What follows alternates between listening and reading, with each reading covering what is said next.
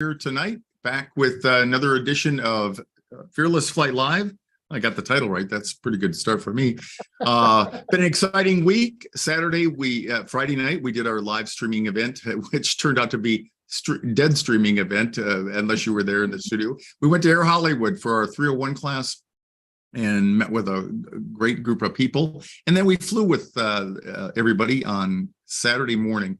And we have as special guests tonight, 4 of those people, unless some of them get off work here and have time to make it. They're all West Coast, so it's kind of cramping them in order to keep it at a decent hour for all of you in the Eastern time zone. So anyway, but we will be joined by 4 of them. We're going to talk about that. We got a couple of other quick items in the news that I'm sure the only way you wouldn't know about them is if you were dead over the last couple of days. There's certainly airworthy interest there. And again, so thanks to Diane and Eric and Dieter for traveling over to California with me. But a great time. It's always these events are recharging for me. You really get to see firsthand the depth of the struggle for some people. And you also get to see the high points when they realize that, oh my God, they can fly. So life-changing impact. The first thing, let me bring up here. I wanted to, of course, let me share my screen. Okay. Tell me that you're looking at the birds of a feather. Yep. Yes. Perfect. Okay. And we always like to encourage you to join our Fearless Flight exclusive private Birds of a Feather Facebook group. It's growing every week, and every week we get new and exciting contributions from everybody. We do survey that, look through there. It helps keep us connected to the pulse of you all out there.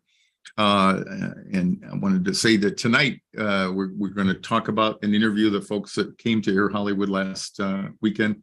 We're going to meet them, and then we're going to touch on a couple of aviation news updates here, and then any questions that you might have, either of our guests here tonight or in general. We talk a lot about, we did a monthly coaching session about how to not get freaked out when you see things in the news like this. So these are just 3 headlines off of the internet, just 3. We could probably find 30 if we spent 5 minutes doing it. So this is terrifying midair near miss saw Alaska jet come within 250 feet of colliding with SkyWest plane above Portland. And another one says terrifying moment. 2 planes nearly collide midair over airport, and 2 planes narrowly avoid midair collision amid storm above Portland. There was no weather related to this, and they just took the literary license to call it a storm. And so I'll just throw it out to Eric. Eric and I were talking about this. Eric, give people the detail. This is just one of the incidents. We'll talk about the crazy pilot here in just a minute. So give us a synopsis on this real quick. So the little bitty picture we're showing in the top right-hand corner is actually pretty accurate. Portland has 2 parallel runways lined up at 280 degrees magnetic. So they're runway 28 left and 28 right. And on runway 28 left, SkyWest aircraft took off per controller's clearances and was climbing straight out. The Alaska airplane on the right was attempting to land 28 right. And as per FAA and company instructions, if wind gust limits or what we call the approach gate, if we exceed a sink rate or speed limit, certain speeds we're supposed to be at within 1,000 or 500 feet above the ground, we go around. So that's what he did. Unfortunately, during the process of the go around, he turned left in towards the course that the SkyWest airplane was flying. And 2 things happened there, both mitigated disaster.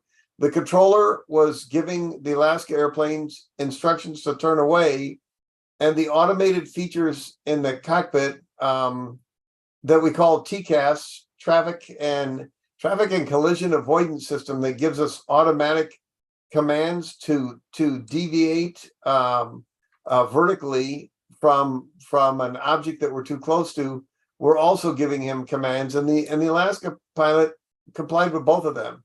He started to turn away, and he also complied with the vertical commands that were being given by the airplane to increase the separation and avoid a problem. So both parts of that safety picture worked there. So let me just clarify. So when they say 250 feet of colliding, they're talking about vertical separation. So if you can see me, look at my hands, okay? My hands, are they in any danger of colliding right now? No, well, the hell, they're only 3 inches apart, all right? Yeah, that's all it takes. So, and if you visualize that, you had airplanes like this, so they were separated laterally, and what happened to me? Yeah.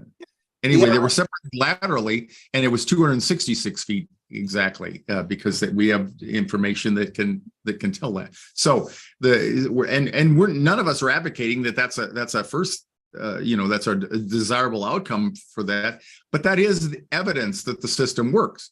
And we have multiple backups on board with the systems in the airplane, and we have multiple backups for separation out there.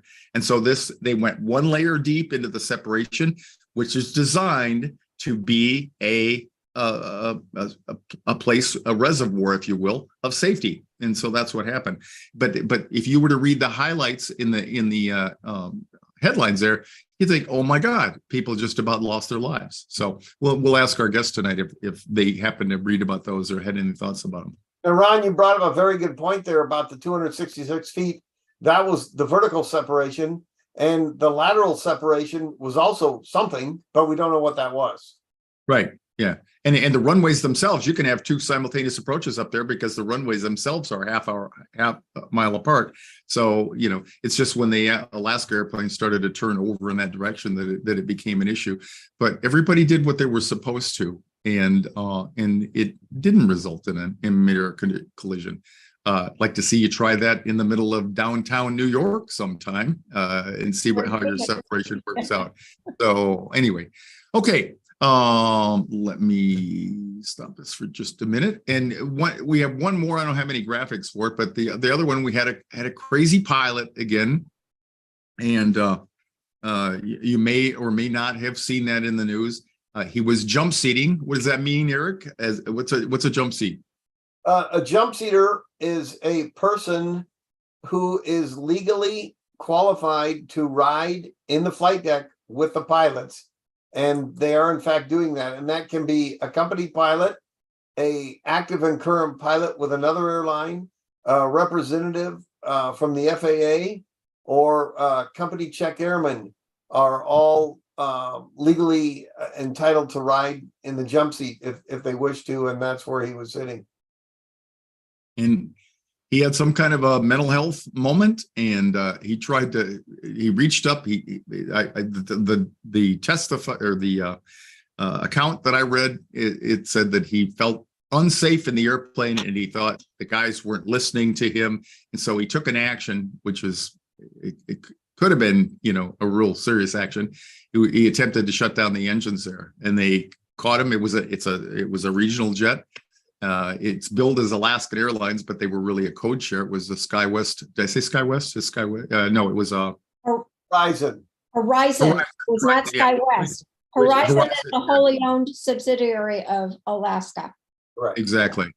And so and the pilot was from a third airline, so he wasn't even part of the airline there. And I suspect that rather than do a knee-jerk reaction and look at who gets to ride the jump seat, I think this will help us, I'll use that positively, go deeper into people who receive treatment and monitoring them. So who knows? We already do it. We have the most successful alcoholism treatment program in any industry out there. And it's been operating for years. And if people identify themselves, and this guy had that option, he was doing. I don't know anything other than it was alleged receiving treatment at some point prior to this time for depression. And you'll see an article. The way I read the article, they were using mushrooms, which is a It's something that's not really fully implemented yet in mental health, but they're using it on people with depression. But the way the article read, it looks like he was using mushrooms before he got on the airplane. That may or may not be true, but the way I read it was that was part of his treatment. So I think the takeaway from this is going to be a little bit more quality control, if you will, in looking at people who are undergoing treatment, which you remember about 2 or 3 months ago when we had in the industry, there was a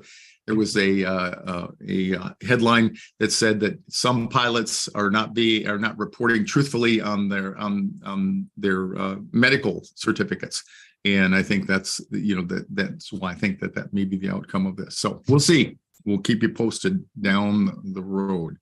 So at this point in time, I'd like to have Natalie and Sandra and Jennifer and I think we lost Rena. Anyway, hi, Jennifer. And you're muted. And Sandra, nobody could put the mute on you, Sandra. I know that. No, nobody. And Natalie, thanks to the three of you. These are 3 of 19 people who boarded a couple of Southwest flights over the weekend and slipped the surly bonds of Earth. And what I thought was, because it's so fresh in their minds, is to bring them back on here. And I got a few questions here that I'll throw out there, and we'll have them respond if they have anything to say about that. So one of the things that we'll start with is, how would you describe the level of anxiety that you felt before you participated in the classes that we do? I think this would be appropriate to get an answer from everybody. Sandra, you want to start? I was very anxious. I'm 66 years old and I have never flown in my life on a plane. New record holder, as Eric put it. Yes. So I was just scared to get on. I thought I would have a panic attack. I thought I'd lose control. I thought I would act an idiot up there when the doors closed. So I thought I'd be claustrophobic. I thought all kinds of things that stopped me from getting on the plane. People would come out of state to take me places and I wouldn't go with them. So that's how much anxiety I had. And now you got a lot of pressure, because I saw some of the emails from all your friends saying, okay, no more excuses that you can't. They did. They said, oh, well, and then they thought, well, I think he'll go, I think he'll go, but you better go now. And my kids were saying, you better go, don't disappoint us. I said, I would only be disappointing me. All right, good for you. Natalie, how about you? How would you describe your anxiety? I was at a level 10, pretty much what Sandra said. I was sure that I'd be claustrophobic and have a panic attack. Earlier this year in March, I made a grueling half cross-country road trip to Texas and tried to do it in 4 days there and back just to avoid flying. And I've missed out on podcast opportunities because I speak sometimes and people invite me on their podcasts. I've missed it if it's out of town. I had the opportunity to go to Texas again earlier this year with all expenses paid, but I couldn't get on the plane. So I was definitely at a level 10. Oh, thanks. Rena, welcome. You got back in. All right. Yes. I don't know if you heard the question, but just how anxious would you describe yourself getting on the airplane prior to Saturday? I was prior to Saturday, definitely at a 10. Okay. Definitely. The whole just like at work, even like looking at the airplanes go by, that would give me the sweaty hands. Yeah, and some people out there may understand that, but that's one of the hardest things for me, or the most unique things I said, is people actually get freaked out just watching airplanes fly. So, and Jennifer, we need to do a little disclaimer here. This was not your first flight. This was you and I flew together just coming up on a year ago, right? In December, in December it'll be a year. Mm-hmm.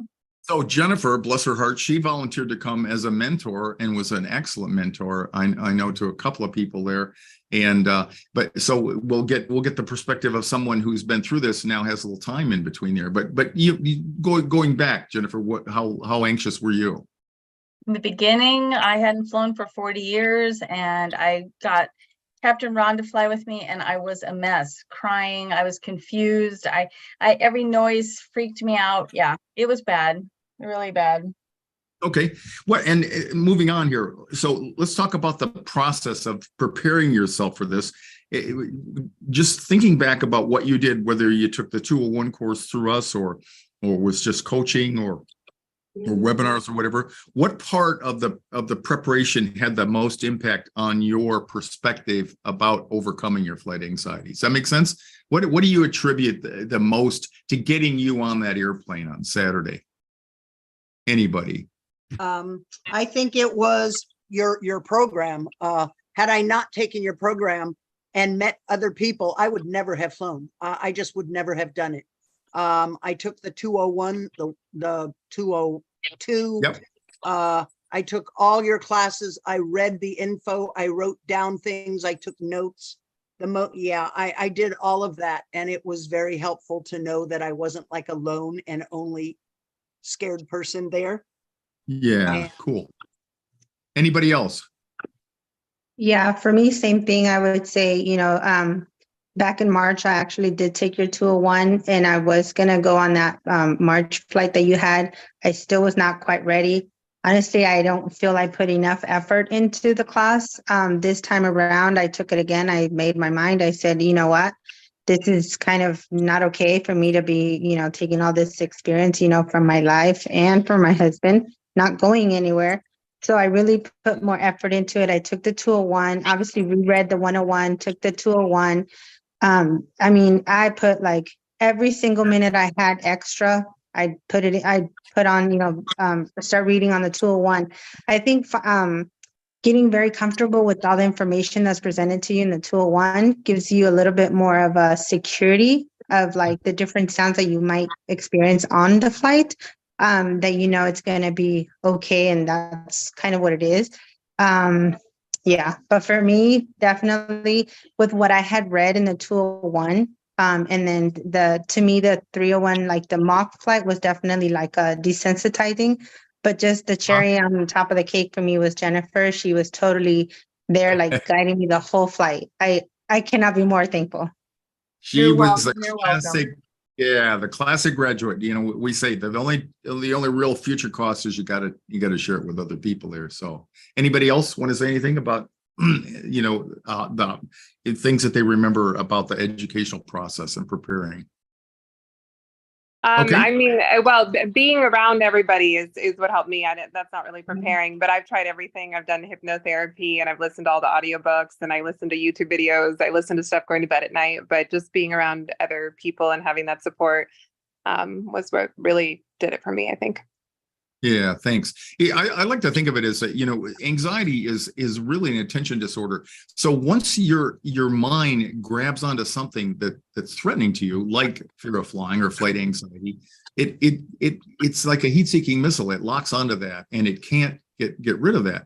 And so the reason I say education is important, because when you fill your head with a lot more facts and information, you now have more things in there that are potentially distracting from that. So you don't have just, oh my God, there's a sudden drop, and oh my God, like I'm gone and I can't do it.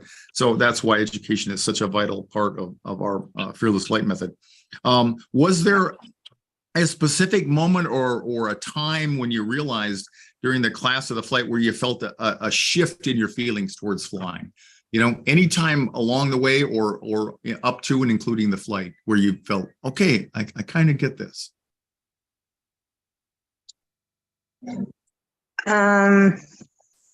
For me, it was, again, a lot of the information that was presented in the 201 regarding the logistics of the plane and all of that information.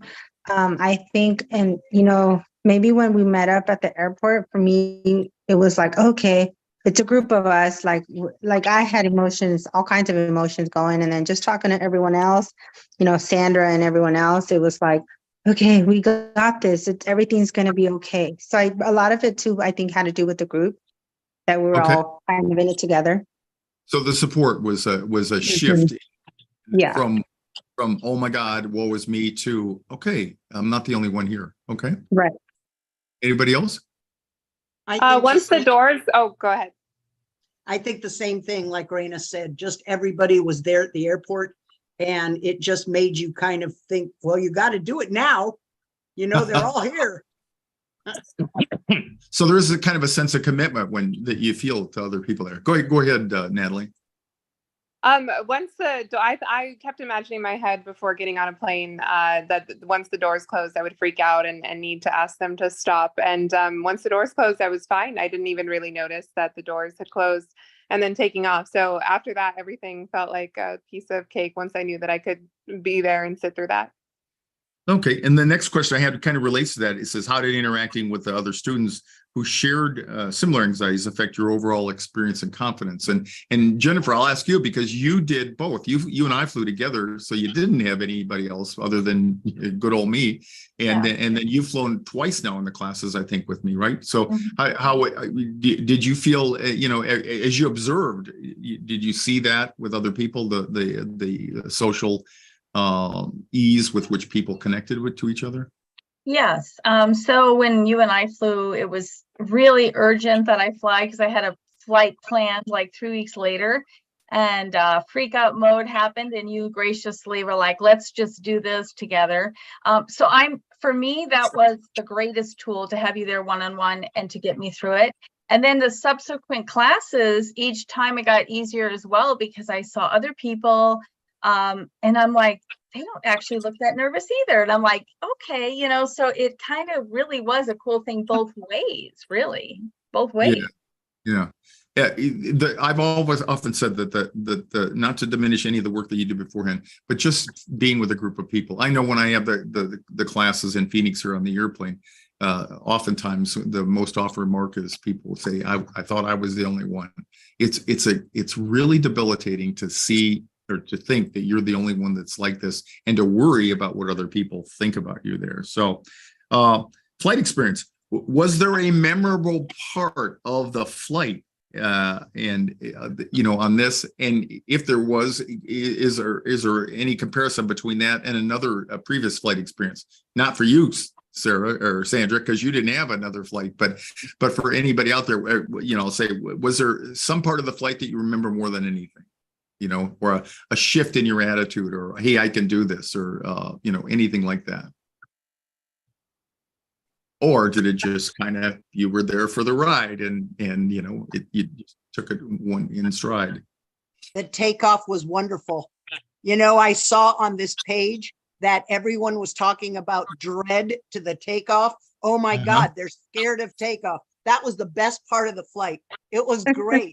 I love to just soar over everybody and just see everything. It was so fun.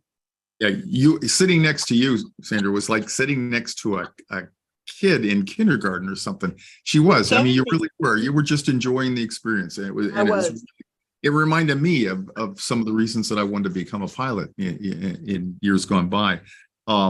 And I have a picture. We try to do this little ritual where we talk about V1 rotate, which is the point at which the airplane lifts off the ground.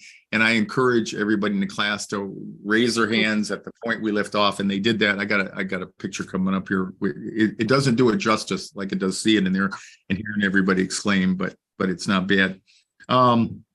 When we landed from the round trip back in Burbank there, what were you, describe your feelings then, and how did they differ from what you anticipated going into the day? So try to think back. What were you expecting when you got to the airport that day?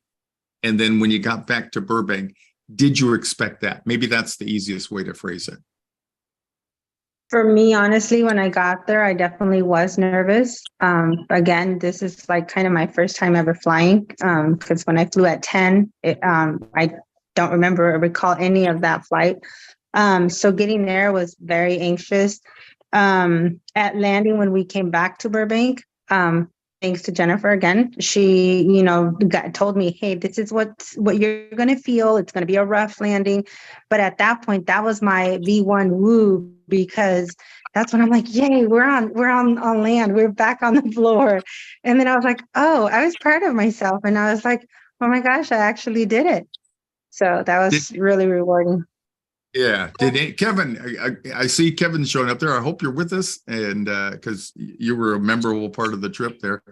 But when people land, I just get the sense that there is a little bit of exhilaration for everybody. And of course, I was sitting closest to Sandra, and she was exhilarated most of the trip. So it was hard to see a difference in that. But anyway, I didn't like the landing. the landing. No, And what That was it was about? the best part. Yeah. well, I wanted it to continue the flight, but the landing was a little rough for me. You Okay. know, especially coming back into Burbank. I mean, it wasn't going to crash or anything, but it was No, just, you no. know, rougher than I anticipated it might be. And, you know, And but for- it was fine.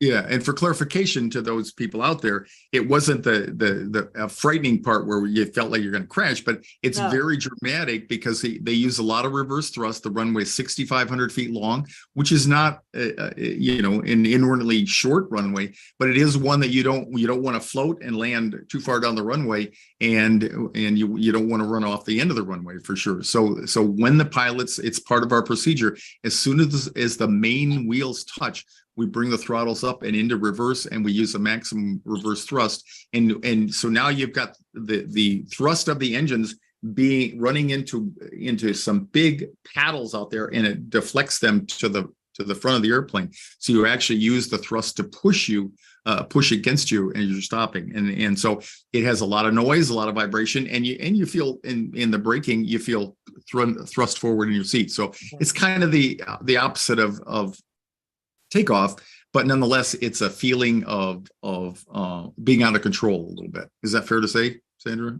Yes, just a little bit, you know, it just was pushed me a little bit forward because I'd never experienced landing before like that. So, yeah, but it was fine.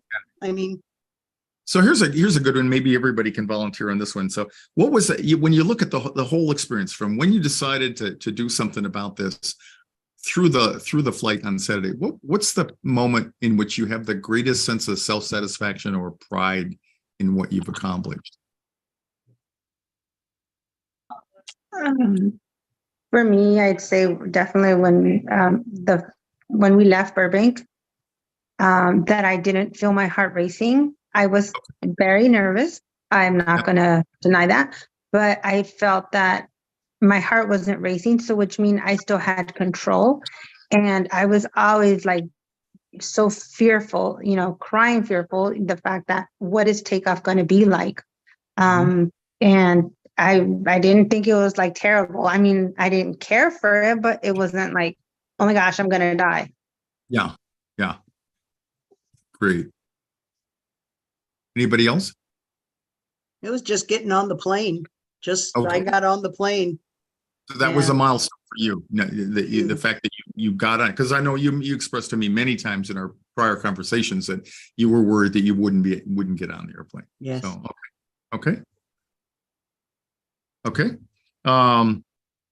You know what, for me, I just want to add that because this was a different type of experience, it was my 19th and 20th flight this past weekend since last year. So for me, it wasn't so much the flight, it was the fact that I got to talk to some people, meet some amazing people, sit next to Raina and her husband. And for me, to be able to do that was like the biggest honor, like an honor that I can't even imagine. Like, I'm so thankful you had me along. So that was great for me anyway.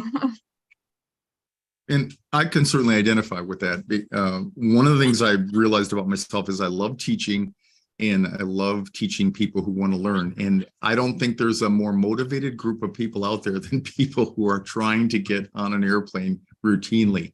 And it is a feeling of being, you know, I'm a Vietnam vet and all that, and I was raised on heroism, John Wayne movies about what a hero is and all that. I'm telling you, the most heroic people I've seen are the people that come to these classes and get on airplanes, because you don't have to do it, and there's no law that you have to do it. And you see people just displaying raw courage, like Raina. You see people in tears, you know, and you know that they're really struggling.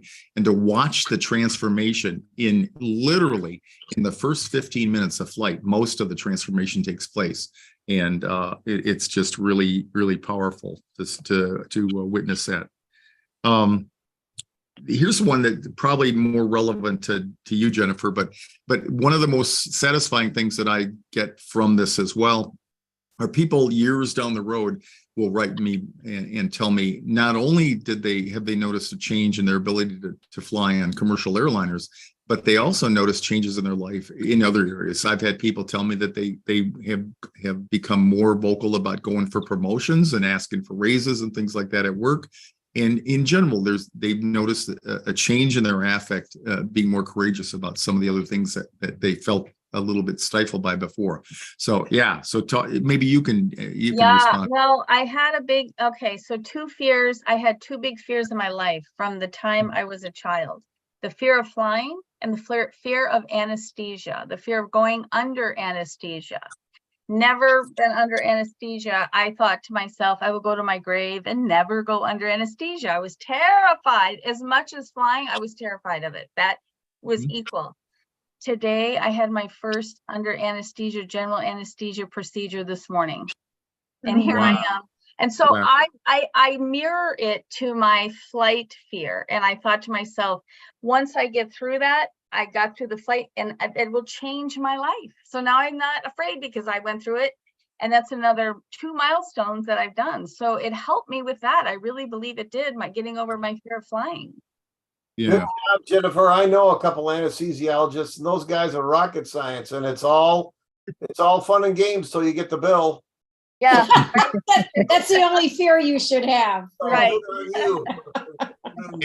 And we have a saying that the pain in your brain is not about the plane, and what that means is the anxiety you feel really isn't about the plane. That's just the trigger. And that's true for any anxiety. So it's not surprising that a lot of our fears and anxieties get displaced onto airplanes because there is a mystique about flying. It has a lot more unknowns to it, and the brain doesn't like uncertainty, and it doesn't deal well with not being in control. And so it's not surprising that when I hear people talk about other areas of their life, they do that. Ron, yeah. Ron, there's a question. Chelsea, it's actually for all of you, or whoever would love to answer the question. So it's from Chelsea, and Chelsea says, so I live in the Los Angeles area. I have seen these classes come up 3 times now, and every time I chickened out. In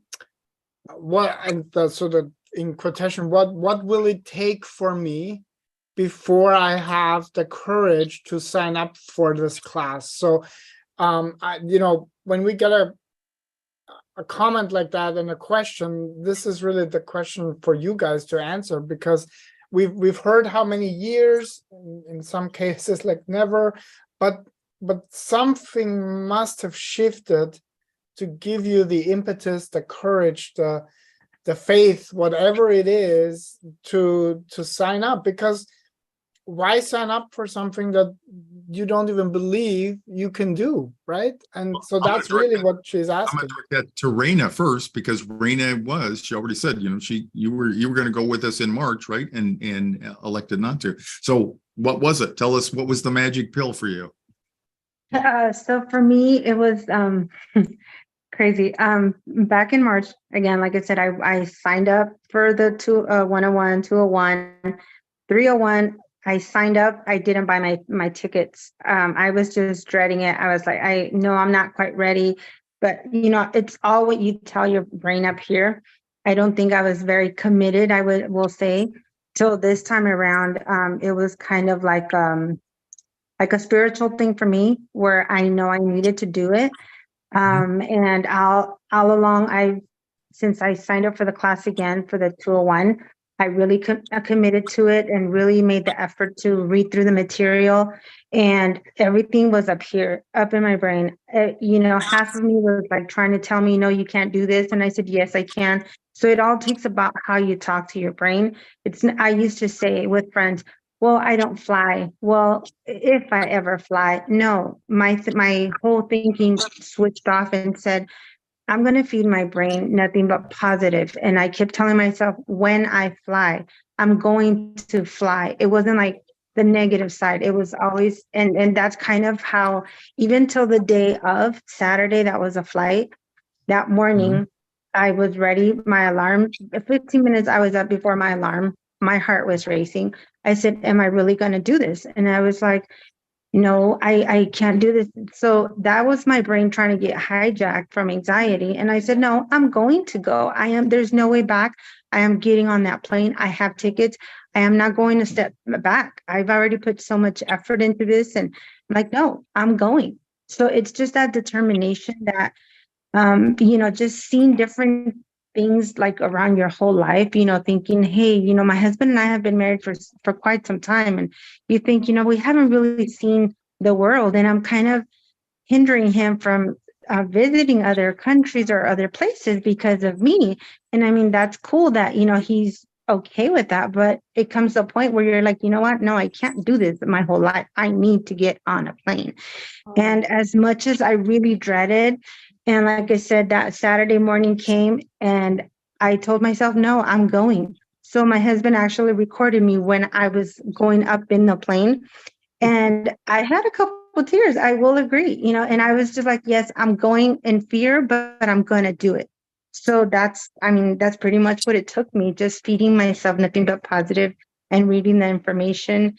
And of course, having a person like, I'm sure like Capt Ron was great with Sandra, but Jennifer was like outstanding. It was a God sent angel, like I tell her. So I'm very thankful that I honestly did your class, because never in a million years, I will say, and anybody that knows me will tell you, no, Reina, they all know, oh, sorry, Reina doesn't fly. Oh, we can't go, Reina doesn't fly. That was the label that I always had. So now it's like, oh, okay, everyone's like, oh, so where are we going to go fly to? Where are we going to fly? And I'm like, oh, I'm actually looking like that's become my new hobby. If I used to browse the internet for silly stuff, and now it's been like I go incognito and look for plane tickets, and I'm like, oh, okay, it's gonna come true. I'm gonna get there. So I'm planning something for January. If not something sooner, when I find inexpensive tickets somewhere, that's what my plan is.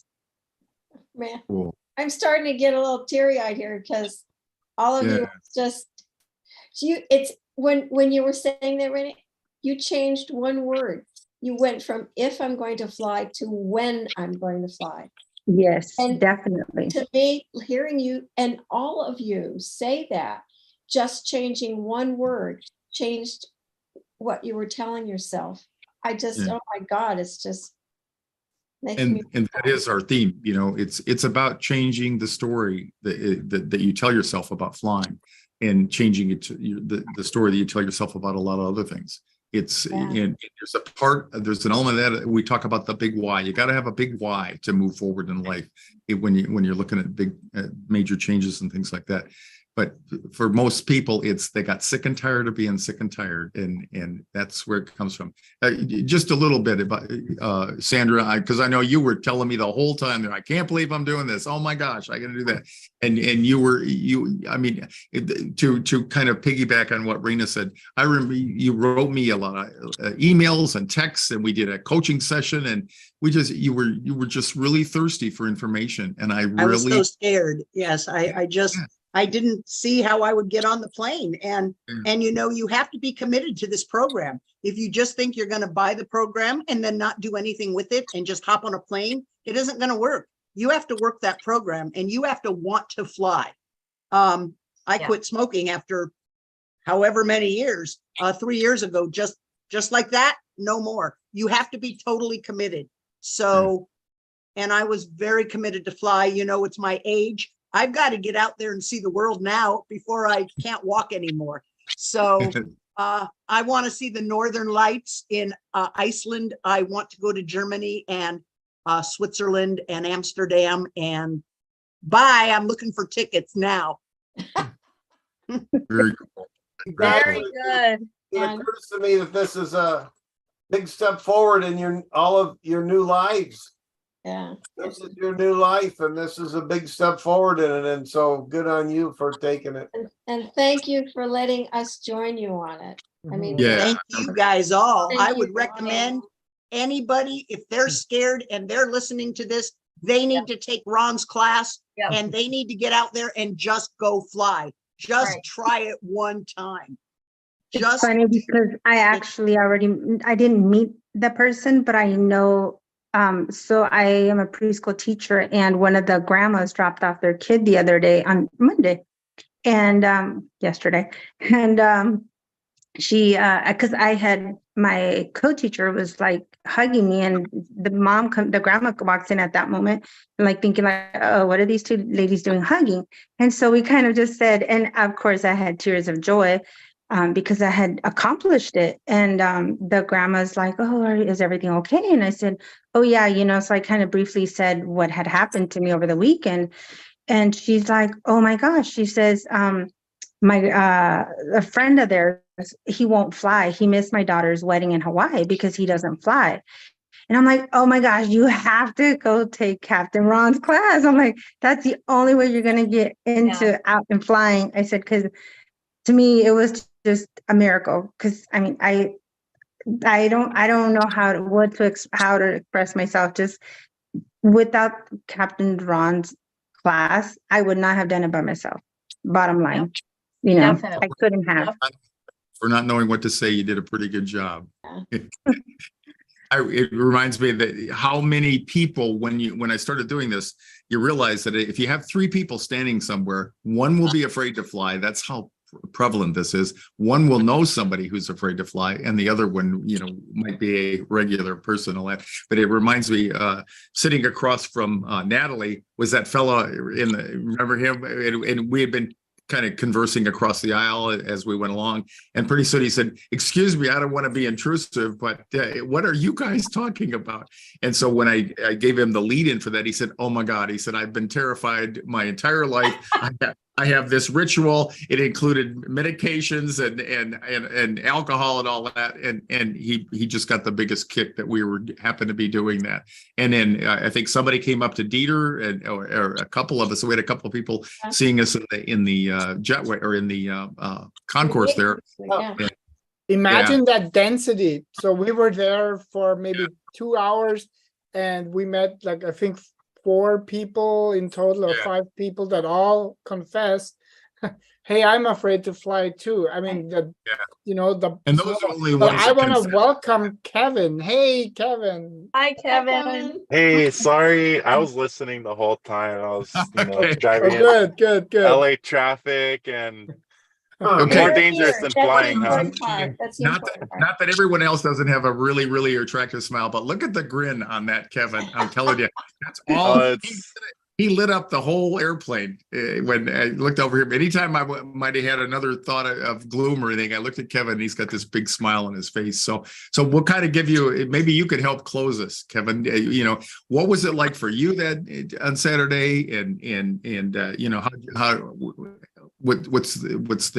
how are you doing right now? Yeah.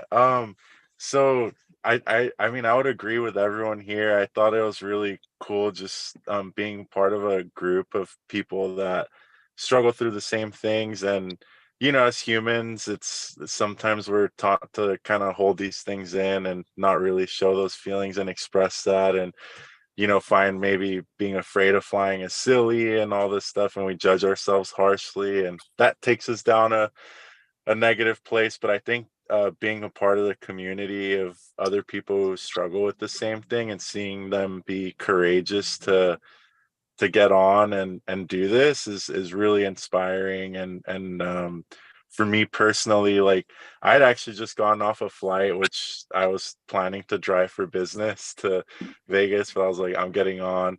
And then I came back Thursday and I was like, okay, I did it. I feel good. I don't need to go on Saturday, but I pushed myself to go. I actually woke up early, and I was actually late because of my girlfriend, not just blaming her. And I'm the one who woke her up like, no, we need to go, we need to get up, because it's like exercising, and to get stronger, like, you got to keep doing it. And I think, like, to Jennifer, like, Jennifer's doing everything that I think any anxiety exposure therapist would tell you to do, is like repetition, like keep conditioning yourself to get on and get on and get on. And like, just that little piece of that you unlock in your brain, and how you teach it and how you respond, the way Reina was saying earlier, like, that's all that stuff is true. And I think being a part of this class has been amazing. And thanks to you, Captain Ron, and Eric and Diane and Dieter, because I was really looking forward to attending a class like this for a while, and I know it was closed during COVID and all that. So when it opened up, I was like, regardless of where I'm at, I'm gonna go because I need to, right? So it's been awesome. Thanks, Kevin. Appreciate it. Great. Very nice. Yeah. Yeah. Well, you guys epitomized the reasons that I've continued to do this. If you'd have told me 36 years ago I'd be doing this at this age, I'd have said you're out of your stinking mind. But this is the most rewarding thing I've ever done, and you all have just done nothing but reinforce that. So, and you've got It's so well, and it's so much fun to see you win. And Yeah. nobody turned around and ran. I was worried for a minute what we were gonna have to do if we had to drag you up those stairs to the plane in Burbank. It was gonna start to be like work, but everybody just got right in and saddled up. You guys were awesome. It's amazing how predictable it is when you do the work as you all did. And that's the best part of tonight for me, is I heard that as a central theme, is you have to do something different. If you don't, if you keep going, it's the classic definition of insanity. If you keep doing the same thing over and over, but expect different results, it just isn't, it's not going to happen. So you got to do that. And maybe you have a false start like Raina did in March, but you just keep coming back. I've never had anybody who didn't go on the flight and then came back to either to fly with me, with the group, or on their own that has failed to fly the second time. So that's another encouraging statistic. So anyway. Kevin said something that really struck home with me. You said it's like exercising. Yeah. And you can't just go to the gym once and expect to get into good shape. You have to go again and again. And that's what Jennifer's done, what all of you are doing, is you go once and you get, okay, I can do this. So now you go again, and then you go again. And then pretty soon you're going to Amsterdam, right? Or you're going to Germany, or you're going to see the Northern Lights. So pretty soon you're going to all these marvelous places. But it's like going to the gym. You just gotta keep working out. And I want to just piggyback on that, because maybe you're not quite there yet. You're watching this, you're seeing, all these beautiful lit up faces and souls smiling and radiating, and you're thinking that maybe I can, maybe I cannot. At the very least, show up here every week. We're doing this every single week for free. It's live. You can ask questions in the chats. Take advantage of that. And then we have some other free stuff on our website. And then one of the things that you really, really drove home tonight is our Fearless Flyer Club, which is our monthly recurring training where we go live once a month. It's really group coaching. It's not teaching at you, it's interactive, and it's really taking you in. It's a safe and nurturing environment, just like Kevin was saying. It's knowing that we're in this together. So I just really somebody just said, Adana says, so help me, seriously, you really have to do the work, believe it. All of a sudden the light goes on. So how true is that? Thank you. Very you. true. Yeah. So here, let me show you this. So this is the little ritual I captured a picture of a V1 rotate, and that was Jennifer, I think. Yeah, that's me. That's my arm. And like I say, you miss it when you don't see the video. I've seen everybody doing that. So that was a really cool moment there.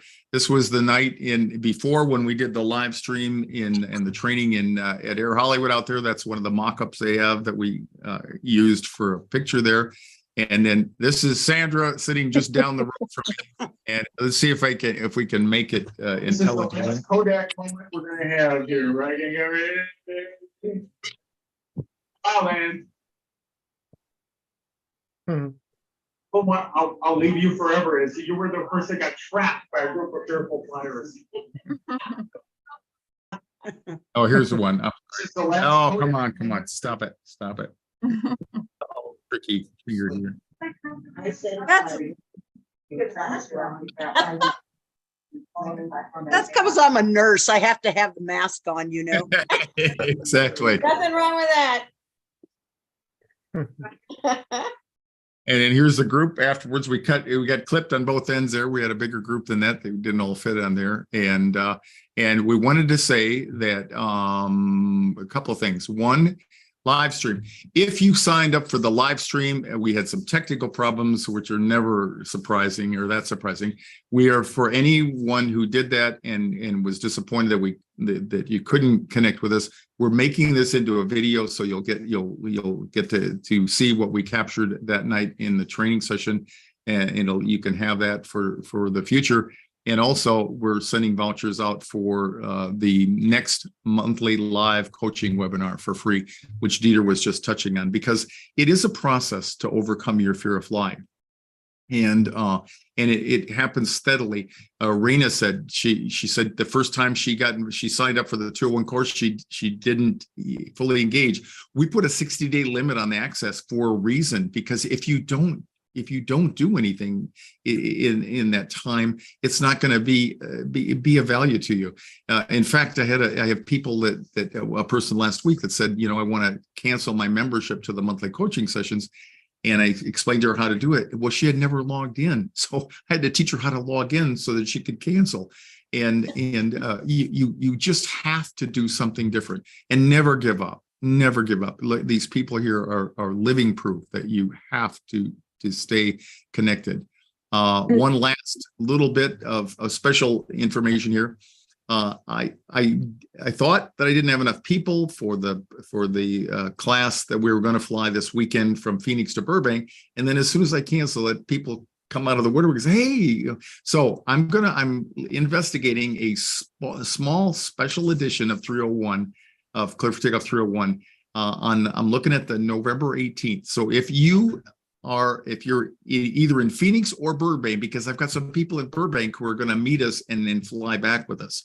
So if you live in the Phoenix area or in the LA area, and you might want to do something on November 18th, just send me an email, because this is totally me trying to spontaneously rub something up there. All right. So that's Captain Ron. I just want to piggyback a little bit on, I believe Donna was a person that was asking a question or saying something. I personally, I read reviews on different products before I purchase or things like that. And to be honest, I read the reviews that people left on your website. It's a great program. You're going to do this and that. I didn't believe it. I said, you know what? That's not going to be me. These people, they've been on airplanes before. I never have. These people don't have the anxiety level that I do. I couldn't believe it, because I was like, yeah, people can just randomly go write reviews. Nothing. I mean, I was very skeptical about the reviews. After like all of this process and after Saturday, I said, oh my gosh, where do I write a review? Because if I could do it, anyone else can do it. My anxiety level is to the top. Like I said, everything about a plane would freak me out. Friday, when we went to the mock, there was a young lady there that she said, if I could do it, you can do it. And I still kept that in my brain. I'm like, no, you don't understand, lady. My anxiety is like to the top. I was like, no, that I wish that would have been me, but I believe her. If I could do it, anyone else can do it. And why I say that, because my anxiety, like I said, I am so fearful of like heights is my huge thing. I can't even go to a doctor's office if I see like, fourth floor or anything like that. Hotels, I take girls trips, and I always tell my friends, let's get the lower floor. Make sure we get the lowest floor. Anywhere we travel, anything about heights. So I'm very paranoid about that. So airplane for me was like that's it. I'm going to die and I'm never going to get on an airplane. I'm not going to see the world, because that's not me. But I am so thankful, so blessed that I came across your program, and it's just life-changing. I just hope it continues for me, with exercising, more often, flying more often, that it can continue. Thanks, Rena. Really appreciate that. And so I think it's fair to say to everybody out there, you're not that special, right? Everybody wants to believe I'm the worst. I used to talk about it's like a competition. Everybody wants to be the lead person, and it's something we all share. I've got my own fears and anxieties. That's why I love doing this so much, because you teach what you need to learn. I learn from each and every one of you, and I feel like I've learned a little bit more about myself listening to you, Rena. So thanks for that, and thanks to you, Kevin and Jennifer and Natalie and Sandra, and of course to Dieter and Diane and Eric. Thanks to all of you and all of you watching out there. And we'll see you next week again for another edition of Fearless Flight Live. Have a great week, everybody. Bye, Ryan. Thanks for coming. Good night, everybody.